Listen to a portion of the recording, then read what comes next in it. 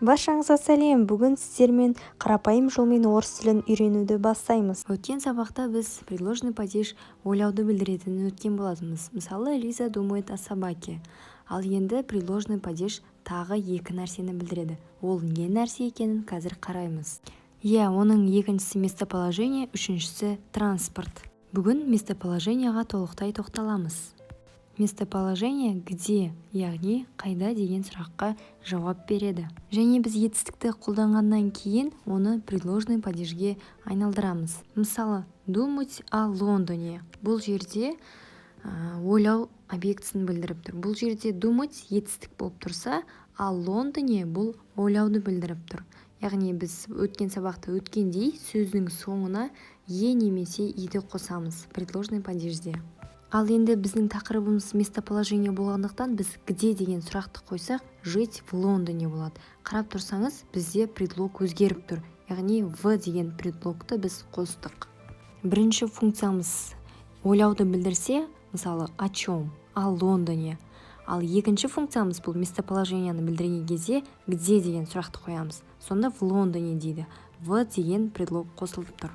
Сонымен бірге местоположениені білдірген кезде во және на деген предлогтарды бүгін қолданамыз. Бірінші мысалымыз в. В-ны қай жерде қолданамыз? Оны қолданамыз внутри, яғни ішінде, заттың ішінде болса, біз в-ны қолданамыз. Мысалы, где кот? Кот в коробке болады. Егер мысық коробканың сыртында болса, біз оны в коробке деп айта алмаймыз. Ол ішінде болғандықтан біз кот в коробке деп айтып жатырмыз. Ал егер мысық заттың ішінде емес, бір заттың үстінде болатын болса, біз на деген предлогды қолданамыз. На деген бұл ішінде емес, яғни ашық жерде қолдануға болады. Мысалы, где кот? Кот на дереве. Сонда мысық коробканың ішінде болса, біз в коробке деп айтамыз. Ал егер коробканың үстінде болса, на коробке деп айтамыз.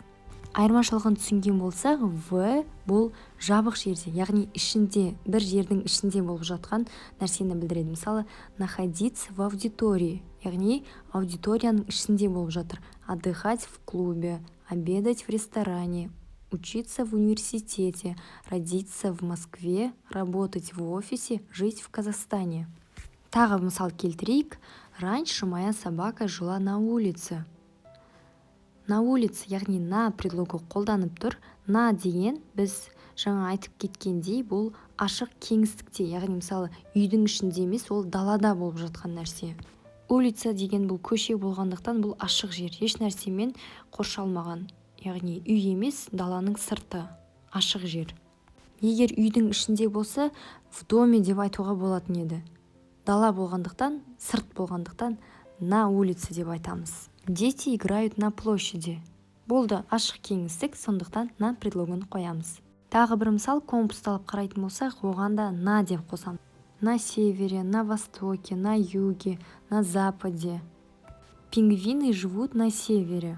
Бірақ ережеге бағынбайтын сөздер бар. Лес, сад, парк. Ол ашық кеңістік болғанмен оған на предлогын ешқашан қоя алмаймыз.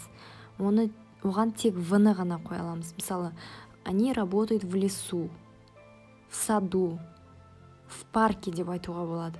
На деп айтпаймыз. В лесу родилась елочка деген бір өлең бар еді ғой, білсеңіздер.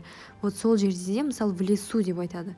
В лесу родилась, в лесе деп ешқашан айтпаңыздар.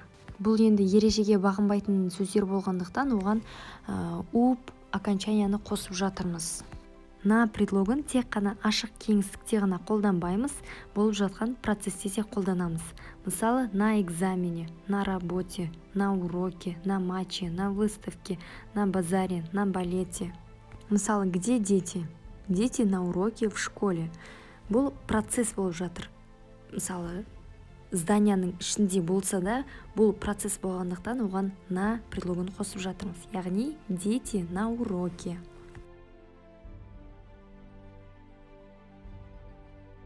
Тағы бір мысал, Андрей весь день был на работе. Күні бойы Андрей жұмыста болған. Күні бойы бір процессе болғандықтан біз оған на предлогын қосамыз.